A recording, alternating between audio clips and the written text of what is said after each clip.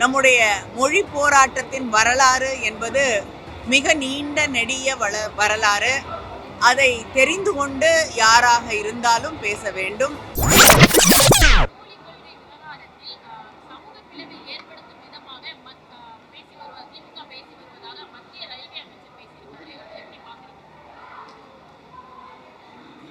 முதல்ல ரயில்வே துறையிலே இருக்கக்கூடிய பிரச்சனைகளை அமைச்சர் தீர்த்து நாடு முழுவதும் ரயில்வே விபத்துகள் ஏற்படாமல் கவனித்தால் அது நாட்டிற்கு மிகப்பெரிய ஒரு பலனை ஏற்படுத்தும் என்று நினைக்கிறேன்.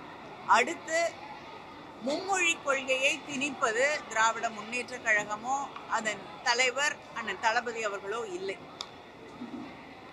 மும்மொழி கொள்கையை ஏற்றுக்கொள்ளாவிட்டால், புதிய கல்விக் கொள்கையை ஏற்றுக்கொள்ளாவிட்டால் தமிழகத்திற்கு தர வேண்டிய நிதியை தரமாட்டோம் என்று அதிகாரத்தோடு சொல்லக்கூடியவர்கள்தான் இங்கே பிரச்சனைகளை உருவாக்கி கொண்டிருக்கிறார்கள்.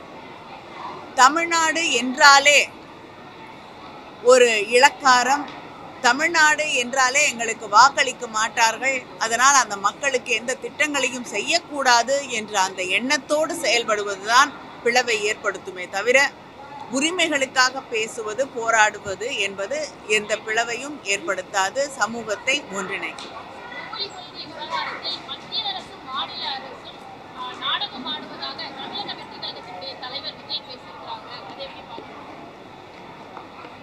சில நாட்களுக்கு முன்னால் தான் கட்சி தொடங்கி முதல் ஆண்டு கொண்டாடிய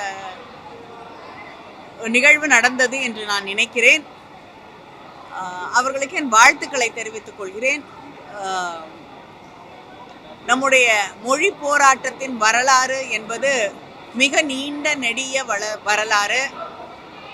அதை தெரிந்து கொண்டு யாராக இருந்தாலும் பேச வேண்டும்.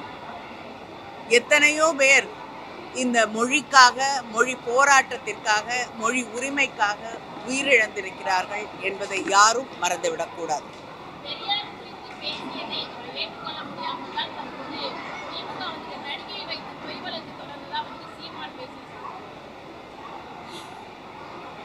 இதை விட பெரியாரை கேவலப்படுத்த முடியாது.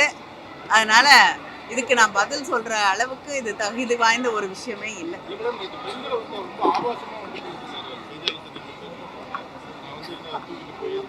அவங்க வீட்டில் இருக்க பெண்களே இதை பத்தி கேட்கணும், அவங்க கட்சியில் இருக்க பெண்கள் இதை கேட்கணுங்க. இதை விட கேவலமா பெண்களை பேசுவது அப்படிங்கிறது எப்படி அவங்க சகிச்சுட்டு பொறுத்து கொண்டு இதெல்லாம் கேட்டுட்டு அந்த கட்சியில இருக்காங்க, அந்த வீட்டில் இருக்காங்கன்னு எனக்கு தெரியல.